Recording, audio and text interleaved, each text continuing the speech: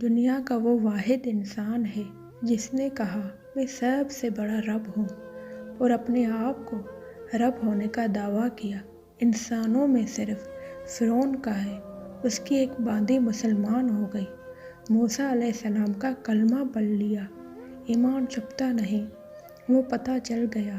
فرعون نے اس کو پکڑوایا، اس کی 2 بچیاں، ایک دودھ پیتی ایک ساتھ چلتی، اور اس نے اپنے دربار میں کڑھائی میں تیل ڈلوایا، نیچے آگ لگوائی، تیل ابلنے لگا۔ جب وہ پوری طاقت سے ابلنے لگا تو اس نے فرعون کی باندھی سے کہا، یہ آگ تیرے سامنے ہے، جلتا ہوا تیل۔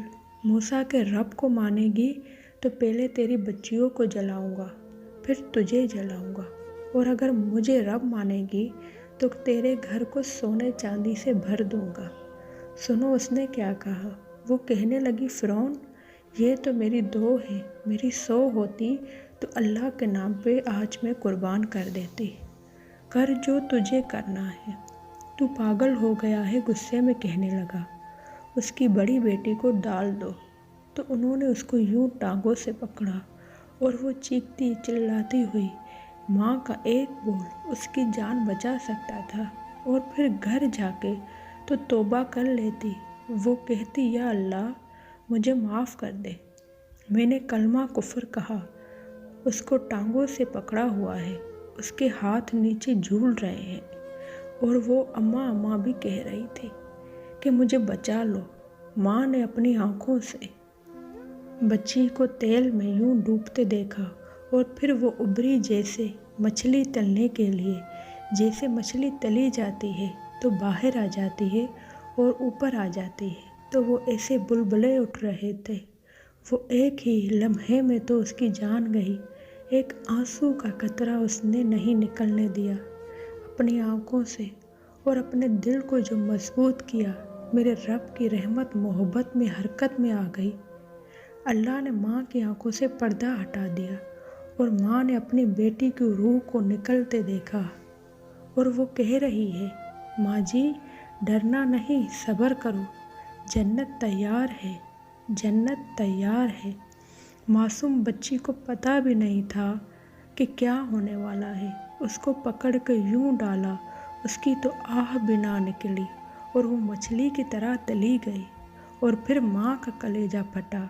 اللہ نے پھر آنکھوں سے پردہ ہٹایا، اور انہوں نے اپنی بچی کی روح کو نکلتے دیکھا، اور وہ کہہ رہی ہے، ماں جی تھوڑی دیر کا صبر، جنت تیار ہے، جنت تیار ہے۔ اللہ کو پایا سب کچھ پایا، اللہ کو کھو دیا سب کچھ کھو دیا۔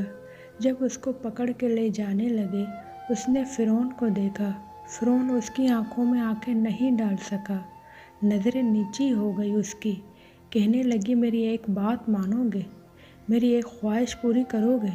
فرعون نے پوچھا، کیا؟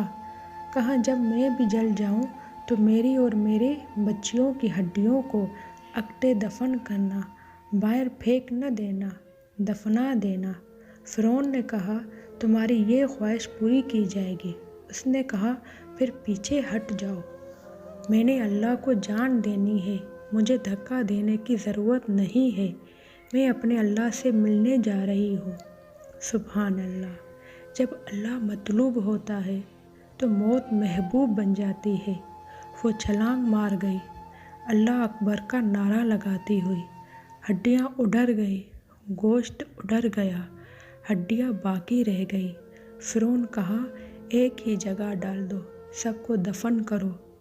2000 سال کے بعد موسیٰ علیہ السلام، 2000 سال کے بعد جناب رسول صلی اللہ علیہ وآلہ وسلم دنیا میں آئے، تشریف لائے۔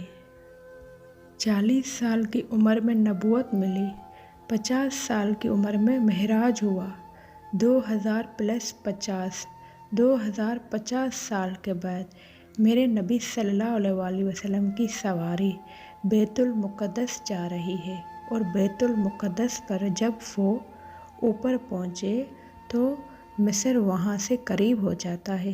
جب وہ اترنے لگے تو میرے نبی صلی اللہ علیہ وآلہ وسلم نے کہا، جبریل جنت کی خوشبو آ رہی ہے، ابھی تو جنت اوپر ہے۔ ابھی تو اوپر جانا ہے، تو یہ زمین سے جنت کی خوشبو کہاں سے آ رہی ہے؟ تو جبریل نے عرض کیا، یا رسول اللہ، فرعون کی ایک باندی تھی جو اللہ سے سودا کر گئی، جان کا اور اپنی بچیوں کا بھی۔